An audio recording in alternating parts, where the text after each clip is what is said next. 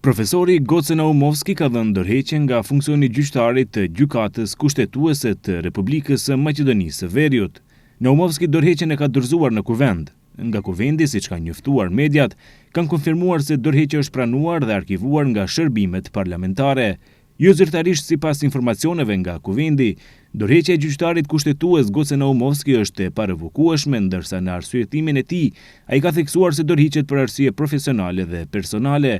Nga gjykata kushtetuese thon se kryetari i saj, Darko Konstantinovski, ka marrë konfirmim për dorëheqjen e Naumovskit gjatë një bisede telefonike me kryetarin e kuvendit Afrim Gashi. Sipas informacioneve, Naumovski nuk ka marrë pjesë as në seancën e gjykatës kushtetuese të mbajtur të mërkurën e kaluar, më 8 korrik. Goce Naumovski u zgjodh gjyqtar kushtetues më 18 shkurt të këtij viti me propozim të kuvendit. Zgjedhja e tij pasoi dorëheqjen e profesoreshës Jadranka Dabović, e cila në dhjetor të vitit të kaluar u tërhoq nga funksioni gjyqtares kushtetuese për arsye shëndetësore dhe personale. Me dorëheqjen e parevokueshme të Naumovskit, gjykata kushtetuese mbetet me 7 gjyqtar.